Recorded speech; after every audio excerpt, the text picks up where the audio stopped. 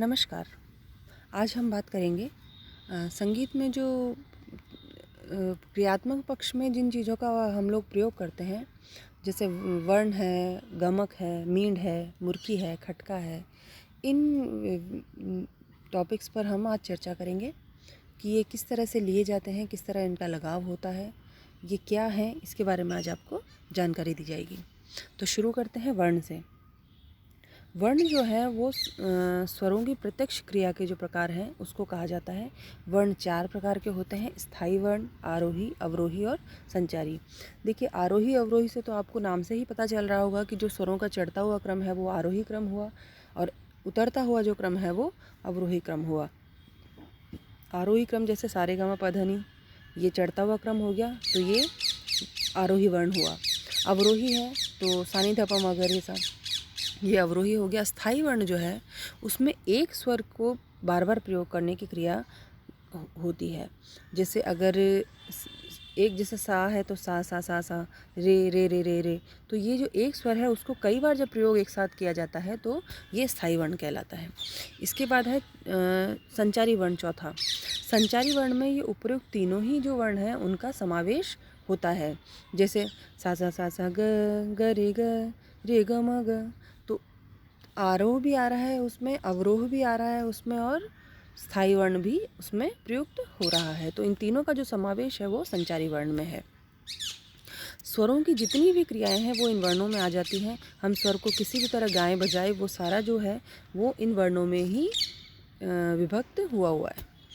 इसके बाद बारी आती है गमक की। देखिए, गमक का सामान्य अर्थ तो चलना है, पर संगीत के दृष्टि से अगर देखा जाए तो गमक मतलब स्वरों का आंदोलन। स्वरों का जो आंदोलन किया जाता है ना, उसे गमक कहा जाता है संगीत में। और रत्नाकर में भी इसके बारे में लिखा गया है, स्वरस्य कंपो गमकः। तो जो स्वर जो कंपो यानी कंपन, आंदोलन, जब आंदोलन किया जाता है तो वो गमक कहलाती है।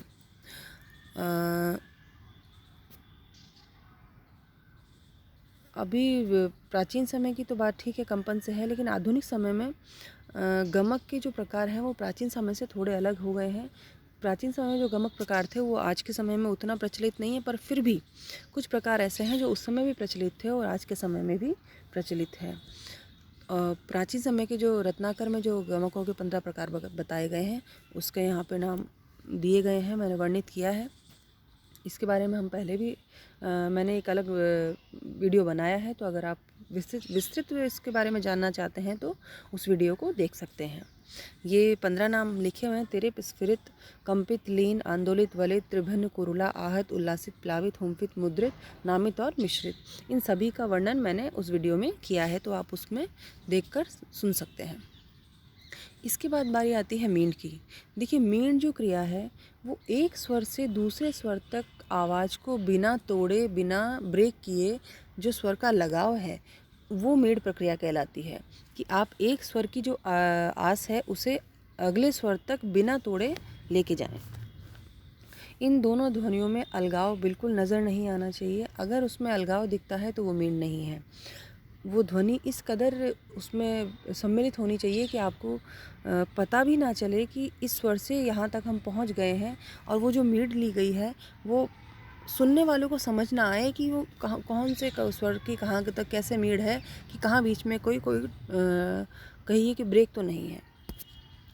तो एक ध्वनि से दूसरी ध्वनि यानी एक स्वर से दूसरे स्वर तक, और ये जो मींड है वो सिर्फ उसके बराबर वाले स्वर के लिए नहीं होती है, 2, 3, 4 स्वरों के गैप से भी ये मींड ली जाती है। देखिए, मध्य सा से और तार सा की मींड जो ली जाती है वो भी इतनी कमाल होती है, और सा से रे की भी होती है, ग की भी होती है, म की भी, किसी भी स्वर से किसी स्वर की मींड होती है। और मींड जो है वो आरोही और अवरोही दोनों ही रूप में होती है, कि आप ऊपर वाले स्वर से नीचे के लिए आ रहे हैं तो भी मींड का प्रयोग है, और नीचे वाले स्वर से ऊपर वाले किसी स्वर तक आपका अगर मींड का प्रयोग है तो वो भी उस तरह से प्रयोग किया जाता है।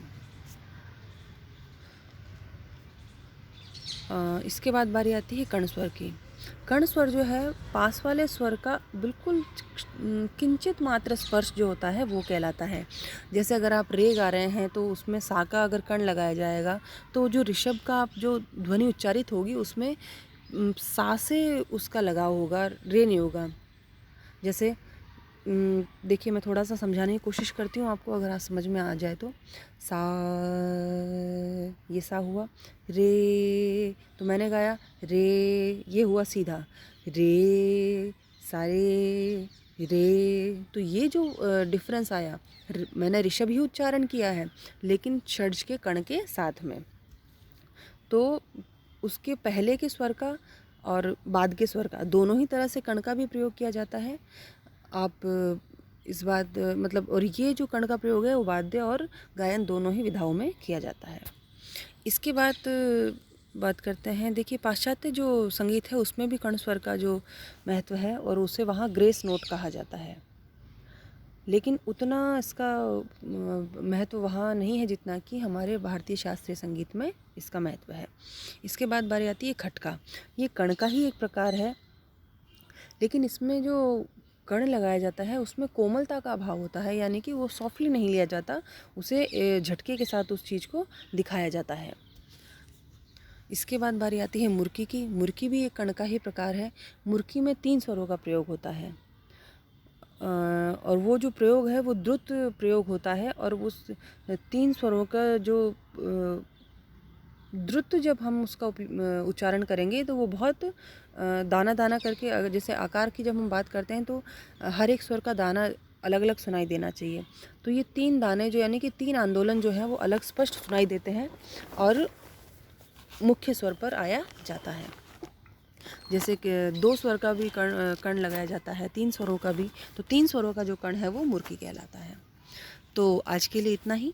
धन्यवाद।